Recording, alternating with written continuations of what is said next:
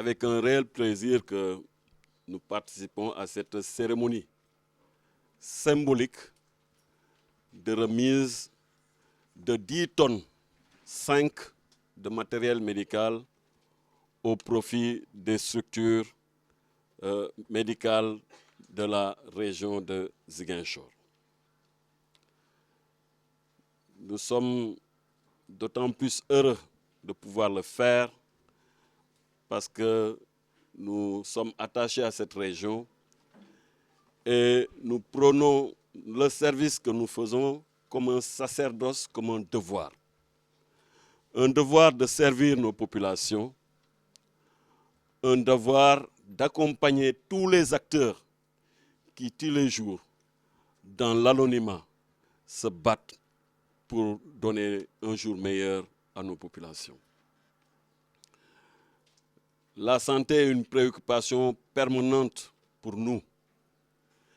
Et c'est pour cela que chaque année, nous avons fait le choix, avec des jeunes médecins de la région de Ziguinchor, d'organiser une caravane médicale que vous avez l'habitude de couvrir. Cette année, avec la pandémie, nous ne pouvions pas faire la caravane, mais nous avons décidé de répondre à l'appel qui nous a été lancé par le professeur Diatta, je le dis ici, c'est lui qui m'a beaucoup inspiré, parce que dès le début de la pandémie, nous avions fait le choix d'offrir du matériel sanitaire, psychosanitaire, des détergents et autres, pour appuyer le comité régional. Il m'a appelé le soir pour me remercier, mais en me tenant un discours très très fort, qu'il a d'ailleurs réitéré ici, en faisant un véritable plaidoyer pour la région médicale de Ziguinchor. Et du fond de ces paroles qu'il tirait du fond de son cœur, j'ai senti qu'il y avait là un homme engagé, mais qui parlait non seulement en son nom, mais au nom de tout le personnel médical de Ziguinchor et qui criait pour que nous venions davantage en aide à la région.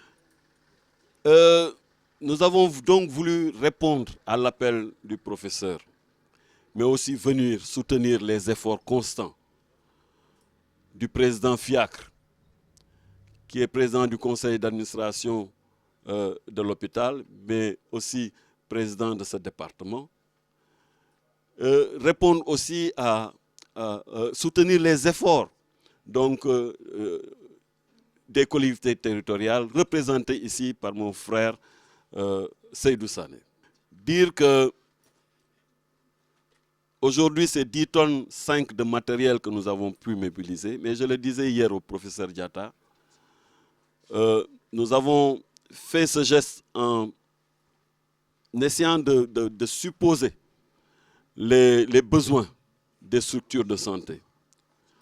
Nous avons voulu avoir du matériel qui peut être amené et utilisé partout dans la région, jusque dans les postes de santé les plus reculés, parce que je vous dis que jusqu'à EFOC et Youtou, on a pu amener ce matériel. Youtou cher à mon jeune frère et ami Yacine Diatta, qui s'est aussi beaucoup impliqué dans la mobilisation de ce matériel.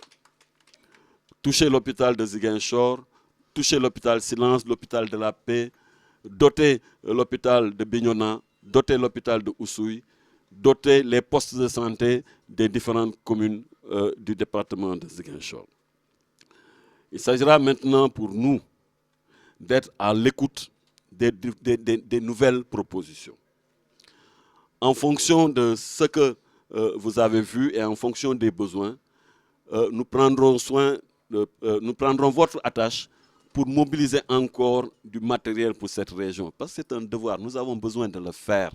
J'ai toujours dit, j'ai été souvent témoin d'évacuation de malades à Dakar ou de rapatriement malheureusement de corps de nos frères Casamançais décédés à Dakar parce qu'ils n'avaient pas de capacité pour les prendre en charge ici.